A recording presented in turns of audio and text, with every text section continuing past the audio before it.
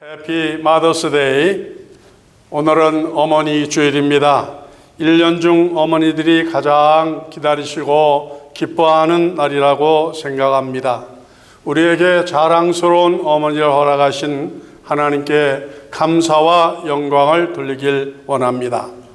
오늘도 예배 받으시기를 기다리시고 기뻐하시는 하늘에 계신 하나님, 나의 아버지, 우리 아버지께 마음과 정성을 모아서 신령과 진정으로 드리는 거룩한 예배를 통하여 영광 받으시길 원하며, 또 우리에게는 하늘의 위로와 은사, 회복과 건강, 가정과 생업, 그리고 여러분의 자손과 교회 복으로 함께 하시기를 주님의 이름으로 축복합니다.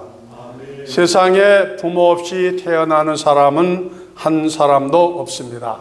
아무리 잘나고 훌륭한 사람도 자기 스스로 오지 못하고 반드시 부모님의 희생과 사랑으로 세상에 태어났기 때문입니다.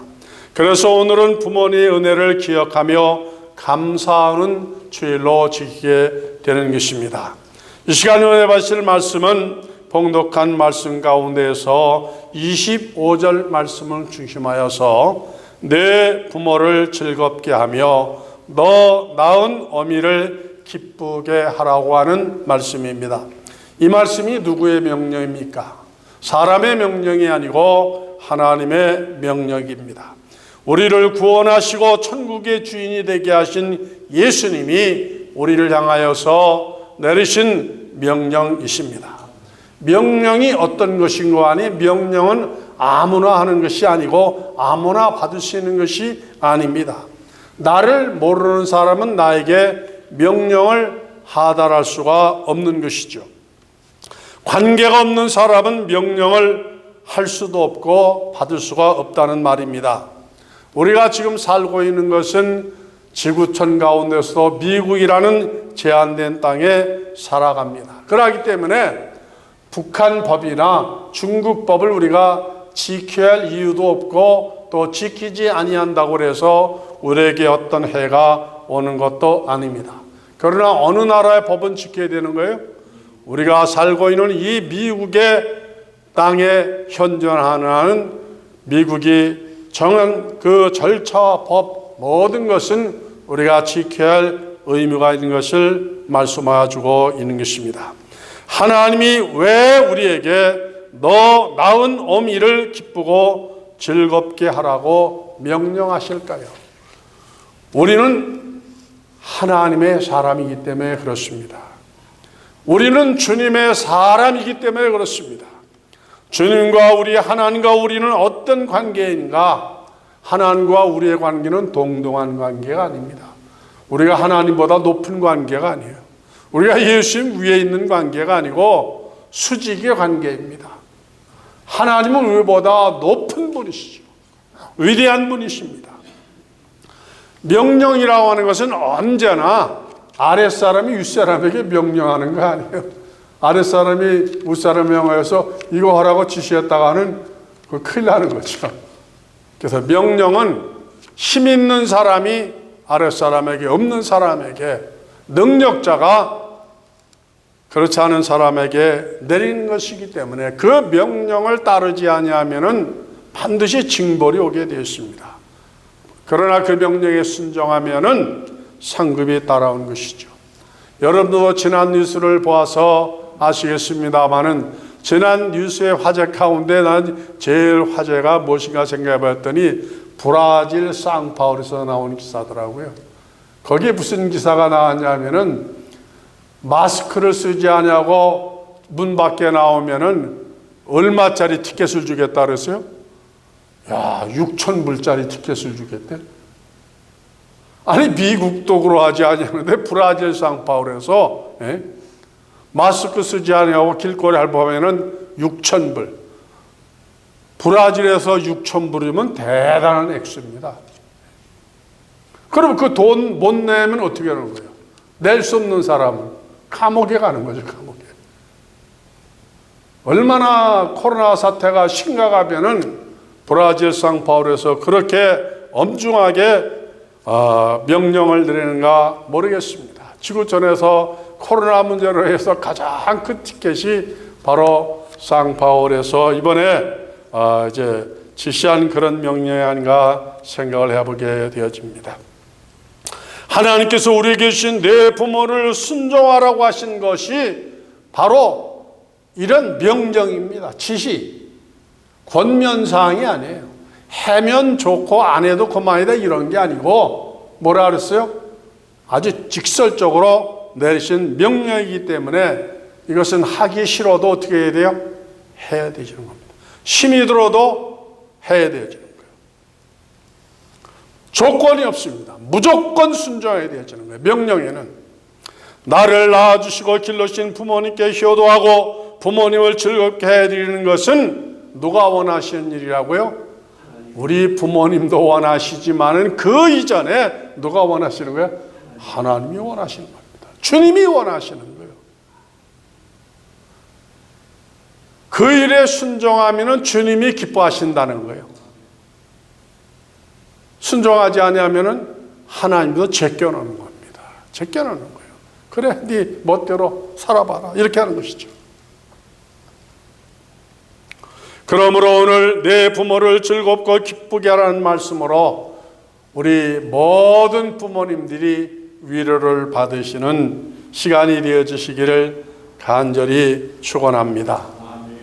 제가 수년 전에 한국을 방문하셨을 때에 제 동생이 오빠 뭐가 먹고 싶어? 그래서 야, 그 조개 칼국수가 먹고 싶다 그랬더니 수원에 있는 어느 조개 칼국수 집으로 저를 데리고 가는데 여기서는 그거 먹기 힘들잖아요. 조개 그냥 탁 볶아서 푹 끓여진 칼국수를 먹는데 그 식당 한 모퉁이에서 할머니들 몇 분이 오셔서 식사를 하시는데 그 저한테 그 뒤에서 얘기하는 그 대화 소리가 들려지는데 그 내용이 심각한 내용이 들려지더라고요.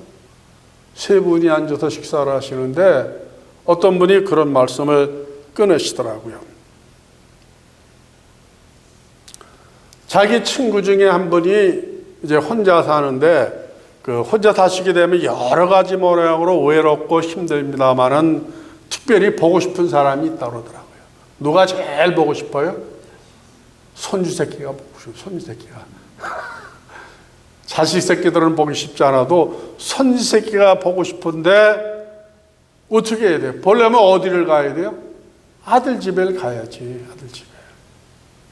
근데 오라고 그러든지 아니면 데려갔으면 좋은데 뭐 아들이 뭐 바쁘고 며느리 바쁘니까 그 어머니가 오는 곳에서 별로 관심을 쓰지 않는 거예요. 그냥 가면 그래도 안 맞아줄 것 같아서 정성스럽게 이제 뭘 힘들어서 한 보따리 만들어가지고 그걸 핑계 삼아 아들 집에 간 거죠. 음식을 전해주러 간 것이 아니라 사실은 무슨 목적이? 손주 새끼 보고 싶어서 문 열고 들어갔더니 아들이 막 화를 내더라는 거예요. 아니 연락도 없이 이렇게 무대뽀로 찾아오면 어떡하느냐고. 왜 연락을 몇 번 했죠? 전화를 몇 번 한 거예요. 그때 자식이 전화번호 보니까 이거 누구 전화야? 엄마 전화거든. 그러니까 안 받아버린 거야. 안 받아버린 거야. 야, 내가 몇 번 전화했다. 안 받아버린 거야.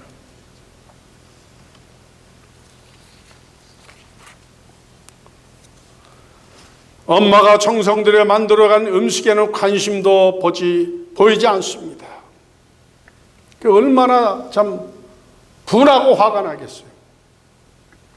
그 말을 듣고 있던 어떤 분이 또 말을 이어가더라고요. 자기가 아는 분은 그렇게 음식을 정성 들여서 만들어 가지고 간 날, 그 다음날 빈 그릇 가지러 가봤더니 그 음식이 냉장고에 있지 아니하고 어디에 있더라고요? 쓰레기통에 처박혀 있더라는 거. 열어보지도 않고. 그거를 보는 순간에 아들 며느리에 대한 오만정이 어떻게 됐다고? 뚝 떨어져 버렸대. 이게 상종도 못하겠다고. 그때 또 다른 옆에 분이 그러더라고요. 아이고, 그거는 약과예요, 약과.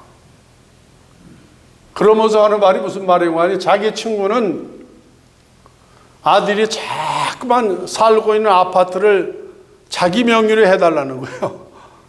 그래서 주변에서는 안 된다고 그러지만은 그래도 아들이니까 어떻게 해요? 명예 이전을 해준 거예요. 그런데 얼마 지나가지 아니어서 태도가 돌변하다는 겁니다. 완전히 타인 취급을 하는 거예요. 외인 취급을 하는 거예요. 같이 살 수가 없는 거예요. 그래서 어떻게 했어요? 밀려나가지고 혼자 있다는 겁니다. 너무 분하고 억울하다는 거죠. 우리가 사는 시대가 이런 시대가 아니었고, 이 일이 누가 당할 일이에요? 남의 일이 아니에요. 남의 일.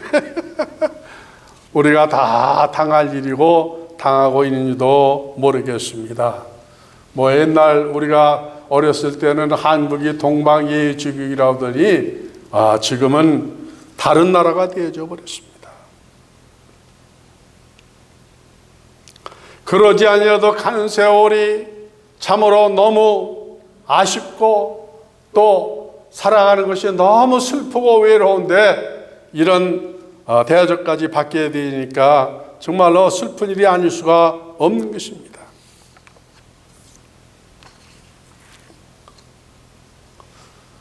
요즘에 지금 자라는 세대들은요, 학교에서 윤리교육이라는 것을 배우지 아니하기 때문에 부모에 대해서도 어떻게 섬겨야 하는 것도 모르지만은 이웃 어른들에 대해서도 학교 선생님들에 대해서도 잘 섬길 줄 모르는 거예요.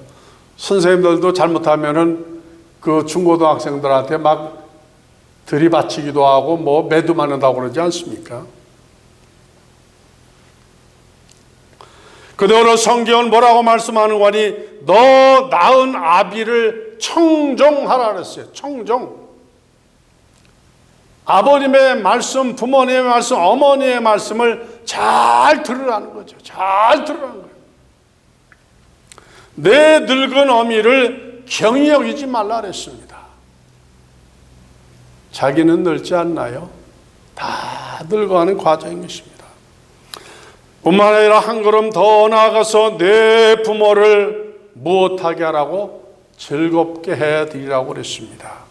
기쁘게 해드리라고 그랬습니다. 왜 우리가 부모님의 말씀을 잘 들어야 되느냐?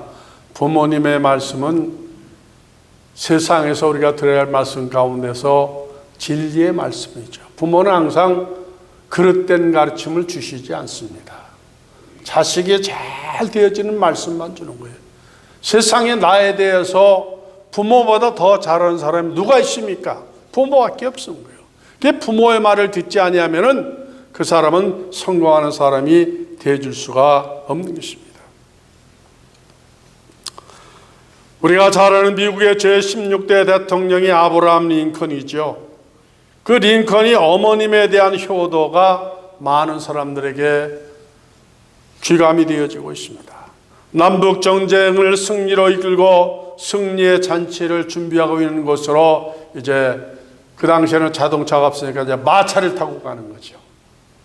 그래서 그 마차 안에는 부관 대령이 동승을 하고 있는데 그 승리의 기쁨에 도취해가지고 그냥 막 달려가는데 대령이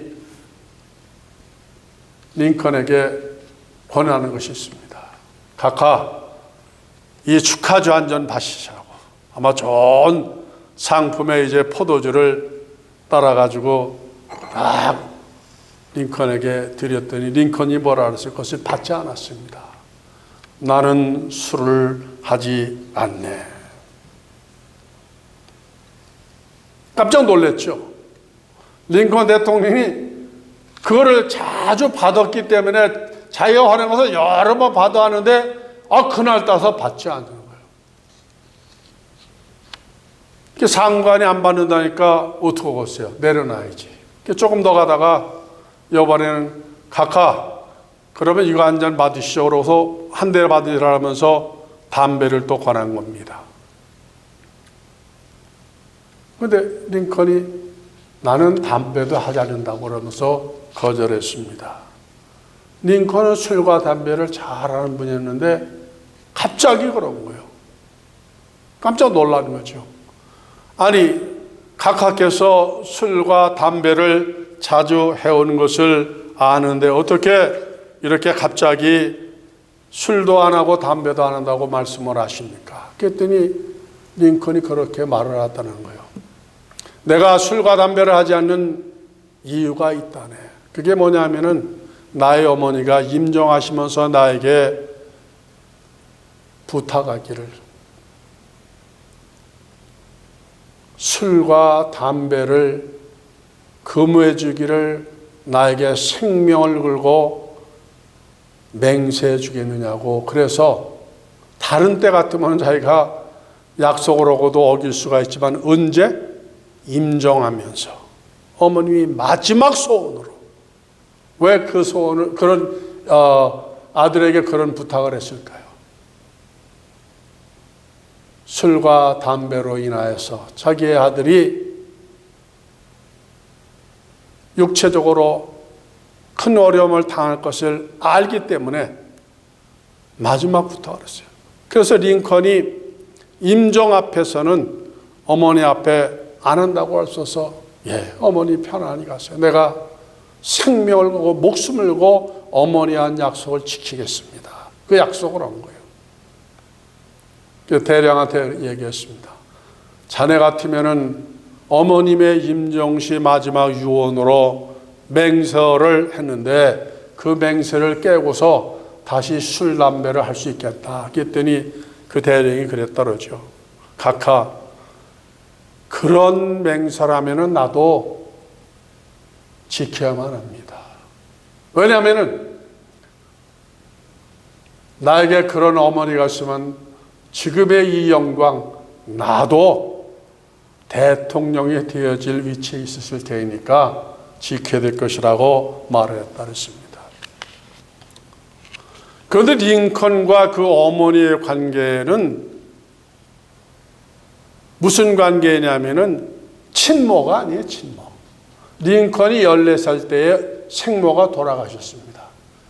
근데 대부분의 가정에서 보면은 그 어머니가 다른지 아버지가 다르면은요, 그 관계가 좋지가 않습니다. 이상한 갭이 생겨가지고 가까워질 수가 없는 거예요. 그래, 링컨의 경우는 그 어머니가 얼마나 넓고 크고 깊은 사랑을 베풀어 줬으면은 그렇게 큰 어머니로서 마지막 유언을 지킬 수 있었던 거예요. 그 링컨이 대통령에 취임할 때에 품 안에 있는 요보다 한 반 정도 되어지는 작은 성경을 들고 소개했다고 하잖아요. 여러분, 제 오른손에 들려지는 이 작은 책은 성경입니다. 이 성경은 어떤 성경이냐? 내 어머니가 나에게 주셨던 선물, 그 성경을 내가 평생 지니고 다녔는데 오늘의 내가 나 되어진 것은 어머니가 주셨던 이 성경을 가까이 함으로 인하여서 내 인품과 성격과 그 다음에 모든 것이 형성이 되어져서 이 자리에 올 수 있었기 때문에 이 모든 것은 누구의 은혜라고? 나의 어머니. 그것도 생모가 아니고 계모였는데, 야, 참 대단한 어머니가 아닐 수가 없습니다. 우리의 어머니 아버지들이 우리를 이렇게 키워주지 않았습니까? 이렇게 키우셨습니다.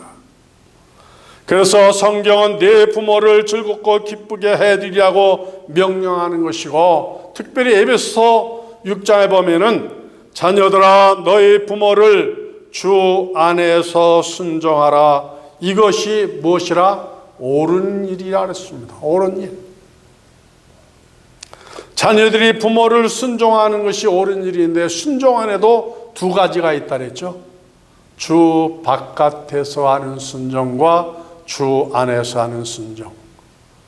어떤 것이 옳은 것인가 하니 주 안에서, 말씀 안에서, 믿음 안에서, 신앙 안에서 순종하는 것이 옳은 것이라고 말씀하면서 그것은 하나님이 순종하에게 주시는 약속이 있다 그랬어요. 약속. 부모에게 잘하고 부모를 즐겁게 하면은 우리에게 어떤 약속을 주시느냐? 장수의 복을 주겠다 그랬어요. 산삼 많이 먹지 않아도 괜찮아요. 보양 많이 먹지 않아도 괜찮아요. 하나님이 주는 이 축복을 받기 원하시면은 어떡하라고요?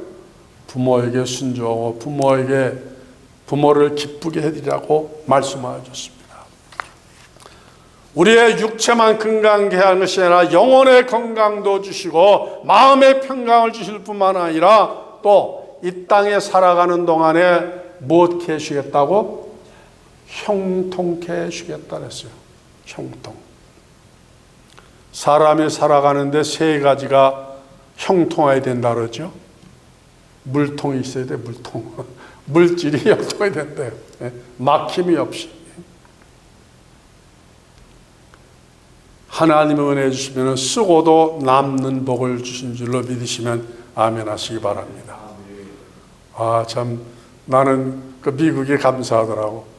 저도 지난주 토요일인가요? 1200불짜리 체크를 받았는데 이게 이거 어떻게 아무것도 안 해도 1200을 주니까 정말 감사하더라고.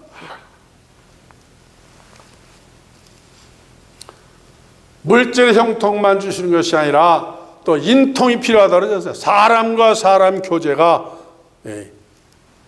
이루어지는 인통이 잘 되게 하신다. 인통의 복을 받은 사람은 가는 데마다 길이 잘 열려요. 어려운 문제 당하면 또 뭐 동창회 와서 해결해 주고, 그 다음에 선배들이 도와주고, 후배들이 도와주고, 그 다음에 이 사람들 임명을 통하여서 모든 관계를 잘 풀어나갑니다. 신통도 필요하죠. 기도할 때마다 하나님께서 응답해 주시고 가야 할 방향을 제시는 이러한 역사가 있어지게 되는 것입니다. 이게 뭘 말하냐면은 우리의 삶에 행복을 주시겠다는 거예요. 기쁨을 주시겠다는 겁니다. 아니 돈이 많으면 못해요. 권세가 많으면 못합니까? 성경은 뭐라 그랬어요? 돈이 많은 것이 행복이라고 말하지 않았습니다.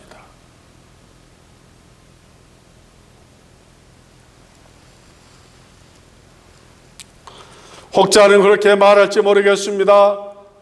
내게는 부모님이 계시지 않는데요. 돌아가셨는데요.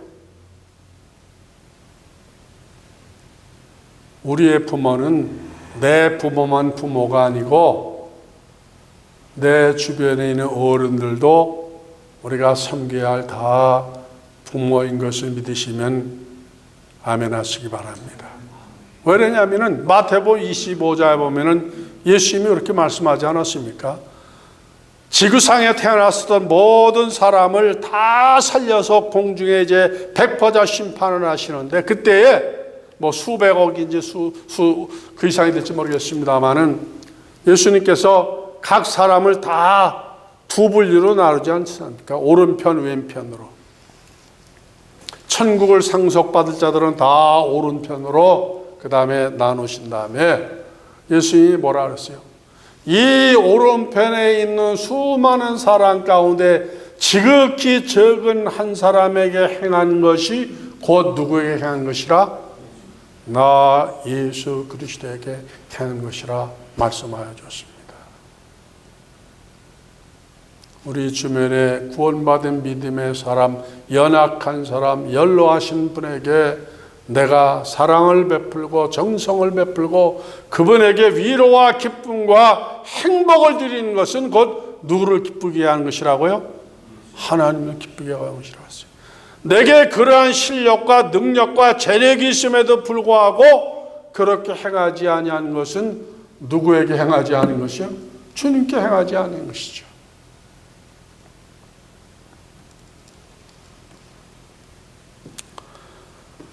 그렇기 때문에 우리의 육신의 부모를 사랑한 것처럼 이웃도 사랑하고 교회를 사랑하고 그 다음에 이미 천국에 가신 부모님들이 하실지라도 내가 그분의 자녀로서 이 땅에 살아가는 동안에 우리 부모님들의 이름을 더럽히지 아니하고 영광스럽게 드리고, 아니 저기 저 아무개가 어느 장로님의 아들이래, 어느 권사님의 딸이래, 이런 소리를 들으면은 그게 하나님께 영광이 되어지고 기쁨이 되어지는 것이 아니겠습니까?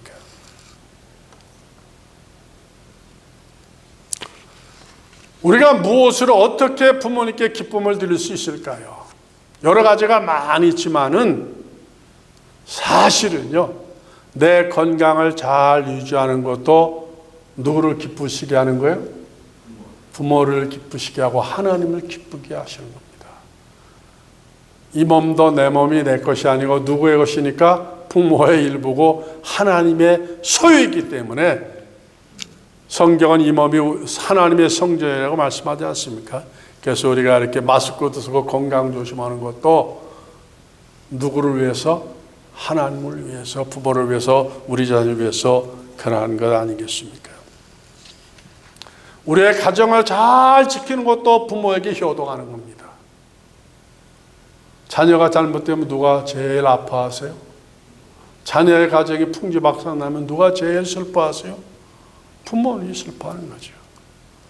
시집 장가 보낸 그 부모님들은요, 자녀들이 전화 오면은 평소에 안 오던 전화가 그냥 오면은요, 예? 이게 덜렁덜렁 오는 거예요. 무슨 일이 생겼나, 변고가 생겼나. 그러니까 그 가정 잘 지키고 그 자손들 잘 양육해 주는 것이 본분일 뿐만 아니라 누구에게 효도하는 거예요? 그게 부모에게 효도하는 것이고 하나님께 충성하는 것이 되어지는 것입니다. 다시 말하면은 부모에게 염려와 근심을 끼치지 않은 것, 교회에 염려와 근심을 끼치지 아니하는 것이 하나님을 향한 효도요 기쁨과 우리의 본분과 사명인 것을 말씀하여 주는 것입니다. 이런 삶을 사심으로 인하여서 하나님이 보장하신 무슨 복? 첫째, 장수의 복. 누가 장수의 복을 받는다고? 나에게 주신다 그랬어요. 또 무슨 복? 형통한 복. 이 복을 받아서 실천적으로 승리하며 형통한 삶을 사시는 저와 여러분 모두가 다 되어주시기를 주님의 이름으로 축복합니다. 기도하겠습니다.